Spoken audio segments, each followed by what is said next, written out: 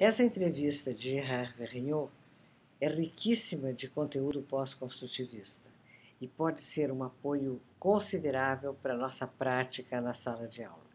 Eu desejo que vocês possam acompanhá-la com a maior atenção e, mais do que acompanhar agora, que vocês possam relê-la, que vocês possam estudá-la nos grupos de estudos semanais de professores e que vocês realizem aquilo que Paulo Freire anunciou, que atrás de toda a prática há uma teoria.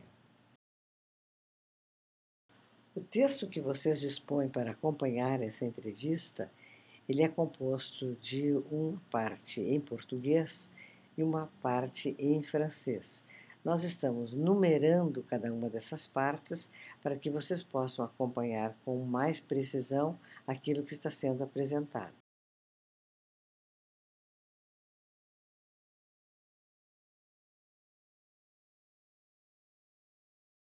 Número 1.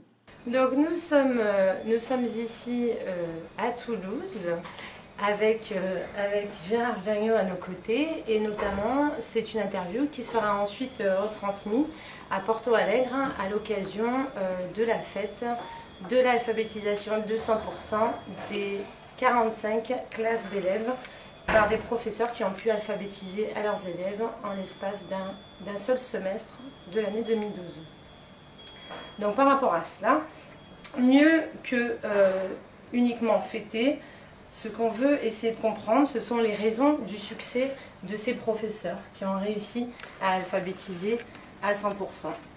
Et notamment caractériser quels sont les meilleurs moyens pour ces professeurs d'apprendre et de s'approprier la méthodologie et la didactique du GEMPA. Número 2. Les professeurs du GEMPA sont des gens très motivés, qui ont le désir de réussir, et ça c'est quand même décisif. Avant des compétences, il y a quand même le problème du désir, et du plaisir même. La créativité joue un grand rôle.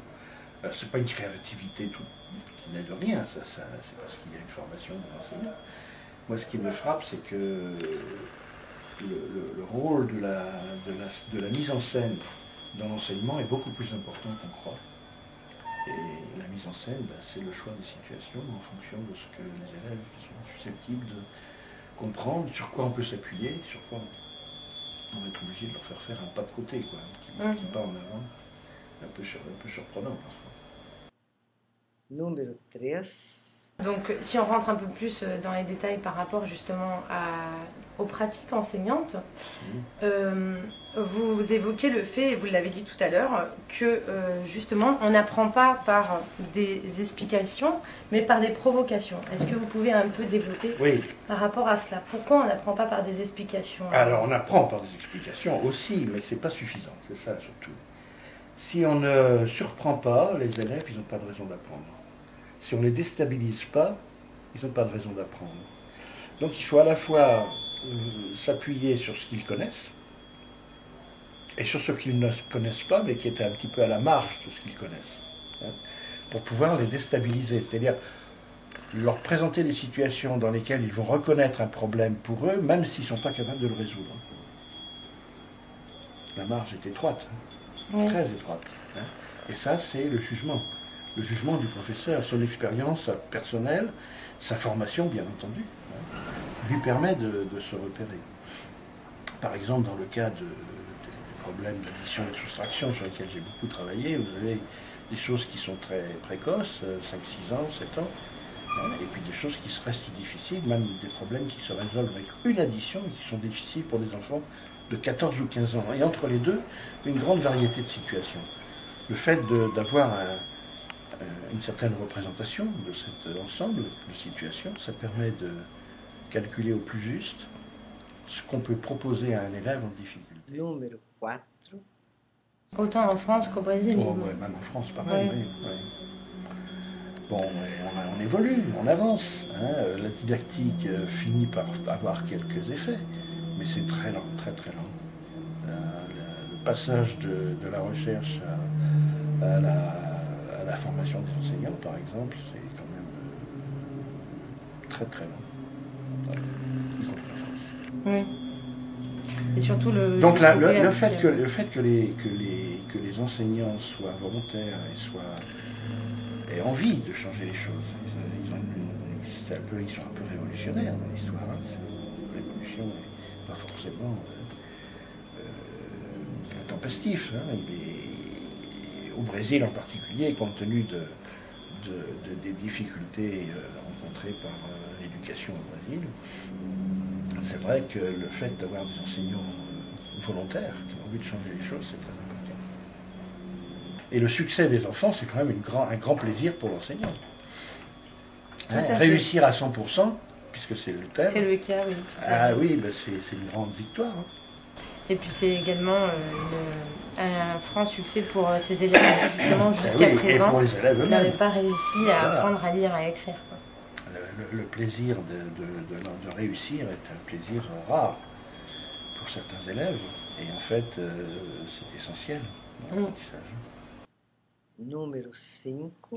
En réalité, il faut pouvoir diversifier les entrées dans le domaine en question pour que l'enfant il trouve son compte, en étant un petit peu déstabilisé, c'est-à-dire en n'ayant pas une seule manière de voir les choses. Hein. Par exemple, si dans une classe les élèves ne résolvent pas un petit problème de la même manière, c'est intéressant de faire passer au tableau les enfants qui résolvent de manière différente et d'essayer de montrer avec eux les équivalences. Au lieu de leur dire, bon, on fait comme ça, c'est le meilleur moyen, c'est pas la peine de faire autrement. Ça c'est une grande différence. Donc c'est encourager la créativité de l'enfant et en même temps encourager le partage de cette créativité, puisqu'elle est diverse selon les individus. Voilà, alors là, le fond de la chose, c'est que les schèmes, justement, puisque c'est les schèmes qui permettent de s'adapter aux situations, en se transformant, hein, les schèmes, ils sont quand même d'une grande variété, en très grand nombre. Alors on ne peut pas passer en revue toutes les formes, toutes les manières d'organiser son activité dans une classe de situation donnée. Ça conduirait parfois trop loin, mais j'ai quand même, par exemple, moi, vu 25 manières différentes de traiter la recherche d'une quatrième proportionnelle. C'est impressionnant, ça veut dire que les élèves ils font assaut d'invention, de créativité. Alors, parmi ces 25, il y en avait beaucoup qui étaient des impasses. Hein. Mais il y avait des erreurs qui étaient des erreurs positives, c'est-à-dire qu'on voyait que l'enfant avait compris quelque chose hein, qui n'était pas la bonne solution, mais qui était quand même un pas en avant. Alors il faut s'appuyer dessus. Donc reconnaître la diversité des possibilités que peut avoir l'enfant pour s'attaquer à une situation, c'est important. À la fois pour enrichir son répertoire et pour tenir compte de ses erreurs d'une manière positive, pas purement négative.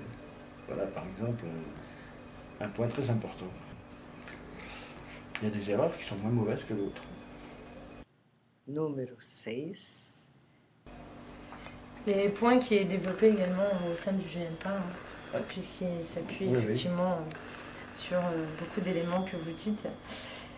Vous aviez également, également par rapport à cela, il faut savoir que le GMPA est souvent, du moins la méthodologie qu'on propose, est souvent critiquée par rapport au point important qu'on attribue à la dimension affective et dramatique des apprentissages, à côté de la dimension cognitive des apprentissages.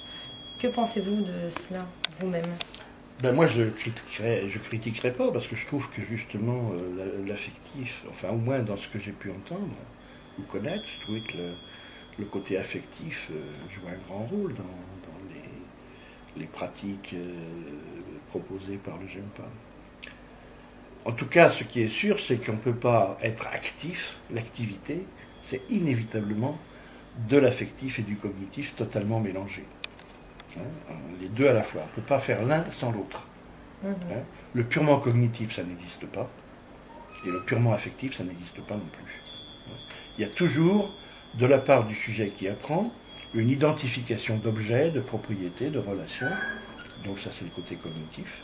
Il y a toujours un certain plaisir, soit à travailler avec autrui, soit à dialoguer et à contredire même le maître, le cas échéant, ça peut arriver. Hein. C'est aussi une relation, ça. Hein? Tout à fait. Número 7. L'enfant qui évoque une solution qui n'a pas été envisagée par le maître, alors il peut se faire ramasser, hein, mais il peut aussi se faire féliciter. Enfin, on peut trouver les moyens de faire crédit à de donner du crédit à cet enfant parce qu'il a trouvé une solution qui n'est pas classique. Qui est originale. Qui est originale, voilà. Número 8. Donc, si on n'a pas de plaisir à apprendre, on n'apprend pas. Mais plaisir, c'est quoi? Hein? C'est pas seulement réussir. Hein? C'est le plaisir, c'est aussi la communication avec autrui, le dialogue, le travail ensemble, la contestation, le cas échéant, y compris le conflit. Hein? On peut avoir un conflit et trouver beaucoup de plaisir. En particulier si le conflit se résout positivement. Número 9. Número 10. Et ça, c'est la même chose dans le travail, hein, dans le travail professionnel. Hein, vous avez des gens qui ne sont pas d'accord entre eux. Moi, j'ai travaillé avec des ingénieurs de conception qui n'avaient pas forcément la même idée de la meilleure solution pour envoyer un vaisseau spatial dans l'espace. Hein. Et ben, ça discutait dur. Et forcément, nécessairement, les idées intéressantes peuvent venir de plusieurs personnes à la fois. Il y a souvent quelqu'un qui l'emporte sur les autres. Hein, et qui finit par faire passer ses propres idées davantage que les autres, mieux que les autres.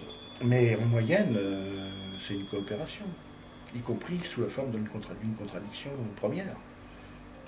C'est bien. Número 10. Vous avez souvent écrit à propos de filiation et des ruptures. Est-ce que vous pouvez nous en dire un peu plus par rapport à cela et pourquoi vous parlez souvent justement de ces aspects-là?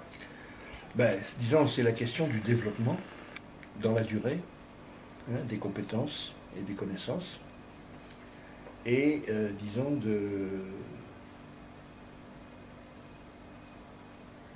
des rapports qu'il y a entre ce qu'on sait déjà et ce qu'on a besoin d'apprendre.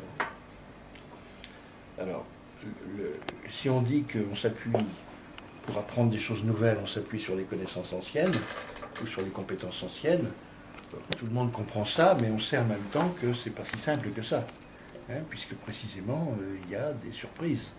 Hein, on va rencontrer des situations qu'on n'a jamais rencontrées auparavant, donc par rapport auxquelles il faut faire une transposition, une filiation, une analogie, une association, etc. Donc les filiations, ça existe.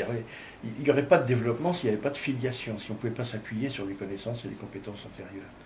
Mais en même temps, ces connaissances et ces compétences antérieures, elles peuvent faire obstacle aux connaissances nouvelles. Parce que non seulement c'est des points d'appui, mais c'est aussi des manières de voir les choses qui sont structurées et contre lesquelles on a besoin de se battre un petit peu, hein, qu'on a besoin de déstabiliser pour pouvoir faire des choses nouvelles. Un exemple. Le nombre est introduit pour les enfants à travers leur expérience des grandeurs, des quantités, des grandeurs mesurables. Or, il se trouve que les mesures sont toujours positives, elles ne sont pas négatives. Quand les enfants vont rencontrer le problème des nombres négatifs, ils vont avoir du mal à les considérer comme des nombres. Et ça, c'est pas vrai seulement pour les enfants, c'est vrai aussi dans l'histoire des mathématiques. Il y a un obstacle épistémologique, comme dirait Bachelard. Tout à fait. Donc l'idée, c'est ça, c'est que les connaissances antérieures sont à la fois un point d'appui et parfois un obstacle. D'où la rupture, d'où l'idée qu'il y a une rupture. Il faut parfois rejeter, enfin pas rejeter, mais au moins prendre ses distances par rapport aux connaissances antérieures pour pouvoir acquérir des connaissances nouvelles. Número 11. Et si on fait le parallèle avec l'alphabétisation, on sait très bien que pour qu'un élève passe d'un niveau à un autre, c'est-à-dire par exemple du stade du niveau présyllabique 2 au syllabique, il faut qu'il abandonne ses hypothèses auparavant qu'il avait sur l'écriture et la lecture. Une autre question alors, c'est d'évoquer l'importance de la notion de schème, qui est très importante notamment dans la théorie. Dans votre théorie, est-ce que vous pouvez nous parler sur les schèmes pouvant exister, notamment dans la pratique des enseignants et dans les apprentissages professionnels de ces enseignants? Les schèmes, c'est notre patrimoine, hein, c'est notre répertoire. C'est ce dans quoi on puise pour essayer de faire face à une situation nouvelle. Et c'est vrai pour les adultes et pour les enseignants comme pour les autres adultes, mais aussi comme pour les enfants. Pourquoi? Parce que c'est quand même les schèmes qui sont la ressource principale dans l'adaptation, premier point. Et c'est ça le réservoir de ressources dans lequel on va pouvoir puiser, et par rapport auquel on va pouvoir s'adapter à des situations nouvelles. Parfois en décombinant et en recombinant des schèmes antérieurs, parfois en inventant des schèmes nouveaux. Donc voilà, c'est tout à fait crucial. C'est pour ça que le concept de situation ne va pas sans le concept de schème, c'est-à-dire de forme d'organisation de l'activité. J'ai une forme d'organisation de l'activité qui vaut pour toute une classe de situation. Allons-y. Ah oui, puis je tombe sur une situation qui n'appartient pas à cette classe. Je n'ai pas de schème. Il faut que je puise dans mes ressources pour pouvoir aborder cette nouvelle situation. Donc, point d'appui et obstacle de cache, on retrouve ce même problème. Oui, d'accord. Et c'est vrai pour l'enseignant. L'enseignant, il ne peut pas inventer tout le temps. Il a des ressources qu'il va utiliser à chaque fois que c'est possible, parce qu'il n'a pas besoin de trop réfléchir. C'est comme quand on conduit une voiture, on n'a pas besoin de réfléchir quand on change les vitesses. Ou même quand on voit une voiture surgir à droite ou à gauche. C'est encore que il vaut mieux réfléchir un petit peu parfois, même l'espace d'un très court moment. Puisque parfois le fait d'avoir des automatismes, c'est dangereux. Numéro 12. Alors pour les professeurs, c'est pareil, que les professeurs ils aient... Alors les automatismes, à rigoureusement parler, ça n'existe pas. Les vrais automatismes, ça n'existe pas. C'est-à-dire les choses qui se font sans qu'on y réfléchisse, sans prendre d'informations, sans prendre de conscience, ça n'existe pas. Mais ce qui est vrai, c'est qu'on a des formes d'organisation de l'activité qui demandent moins de conscience que d'autres, et c'est pas fatigant. Si on peut faire quelque chose sans trop réfléchir, on est bien content de le faire. Alors très bien, c'est vrai pour les professeurs aussi, y compris par rapport aux situations de classe, par exemple. Un petit chahut, par exemple, ou des enfants qui bavardent dans un coin, je sais pas moi, un incident. Les incidents, on peut les cataloguer, on connaît quand même un certain nombre d'incidents. Pas forcément assez, mais on en connaît quand même un certain nombre. Les professeurs, ils ont des formes d'organisation de leur activité par rapport aux incidents critiques. Parfois, il faut faire attention à ne pas justement réagir de manière trop automatique. C'est-à-dire à analyser bien, se donner le temps de comprendre un petit peu ce qui se joue pour pouvoir réagir bien. Par exemple, dans un chahut de classe ou dans un conflit entre élèves, etc. Ce qui est quand même des problèmes difficiles, délicats. Un des gros problèmes, ce qui rend difficile la situation des professeurs aujourd'hui, le métier de professeur aujourd'hui, c'est qu'il y a bien sûr la tâche d'enseigner des choses aux élèves, de les aider à former des compétences et des connaissances, mais il y a aussi le fait que la discipline pose problème. Un peu plus que ça n'était le cas il y a 30 ans. Numéro 13. Et notamment par rapport aux problèmes de comportement, voilà, c'est ça, oui, c'est ça. Donc, souvent, les jeunes professeurs en particulier se laissent sont un peu désemparés par rapport à ça. Et ça peut être parfois encore plus délicat avec des élèves qui sont déjà en échec scolaire depuis un certain nombre d'années. Donc là, c'est sûr qu'au niveau discipline dans la salle de classe... Mais cela dit, la discipline n'est pas séparée de la connaissance. C'est-à-dire que le meilleur moyen de rendre calme des élèves dans une classe, c'est de les intéresser. Et les intéresser, ça veut dire toucher leurs connaissances, leurs compétences, leur pouvoir d'agir sur les choses. Je ne sais pas si je me fais bien comprendre. Numéro 14. Leur donner envie d'apprendre, tout à fait. Leur donner envie d'apprendre, mais leur donner envie d'apprendre parce que pour eux, c'est une certaine satisfaction. Il y a un plaisir narcissique dans la réussite, même parfois pour un petit truc. D'accord. Et voilà. Donc ça, c'est, je pense, le meilleur moyen d'entraîner les élèves, c'est pas de leur dire soyez disciplinés, travaillez, soyez attentifs. On peut dire ça, mais ça ne sert pas à grand-chose. Le meilleur moyen, c'est de les intéresser. Numéro 15. En proposant des activités. Voilà, en proposant des activités qui les touchent, qui les concernent. Tout à et fait. dans lesquels ils peuvent réussir parce qu'ils sont, comme dirait Vygotsky, dans la zone proximale de développement. Hein, ils sont juste à la limite de ce qu'ils savent déjà, hein, et ils sentent qu'ils peuvent franchir un petit pas de plus en apprenant, en traitant une situation nouvelle. Et là, c'est l'adaptation, c'est quand même les chaînes. Hein, la plupart de nos connaissances sont des compétences, c'est le premier point. Et deuxièmement, ce qui s'adapte à des situations nouvelles, ce sont les formes d'organisation de l'activité, donc les chaînes. C'est pour ça que c'est très important. Je me permets d'insister là-dessus parce que bon, je suis psychologue, mais les gens qui s'intéressent à la didactique des mathématiques ne sont pas tous psychologues et ils ne comprennent pas nécessairement ce que je viens de dire. Et les professeurs non plus. Número 16. Non, parce que j'ai beaucoup écouté dans les disciplines d'anthropologie, je ne sais pas si ma question va faire du sens. J'ai beaucoup écouté le professeur, elle écoute beaucoup de choses sur la violence, sur des quartiers violents, et les élèves parlent beaucoup de la violence. Et elle toujours me dit qu'elle préfère de ne pas parler de la violence avec eux, et elle change de sujet, toujours. C'est quoi le rôle des professeurs quand elles écoutent ce type de discours des élèves? Ben, c'est changer de sujet. Oui. Je pense qu'il ne faut pas trop parler de la violence, effectivement. Même quand ça occupe un peu trop l'esprit des enseignants et des parents. Et même des élèves parfois. Hein? Alors que la réalité de l'école, c'est pas la fonction de l'école que de lutter contre la violence. Parfois la violence est positive en plus. Hein? Mais rarement quand même. Hein? Mais c'est vrai que l'essentiel, c'est le développement des compétences et des connaissances dans tous les domaines de la vie, y compris la relation avec autrui.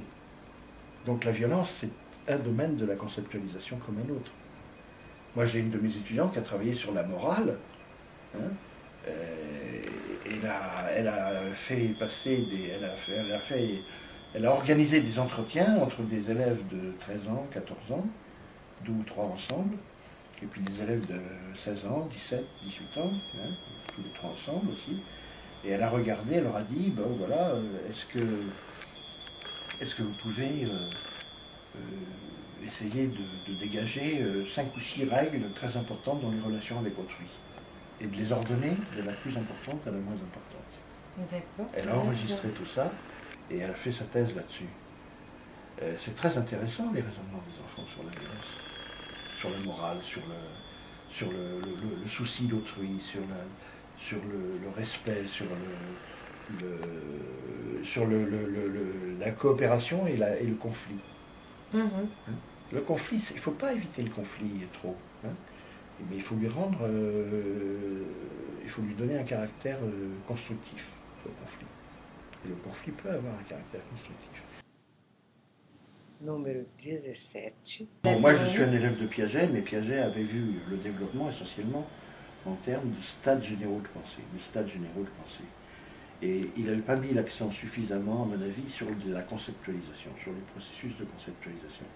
À condition de voir les processus de conceptualisation, non pas à travers le langage seulement, mais à travers l'activité en situation. D'où l'idée de chaîne et de situation.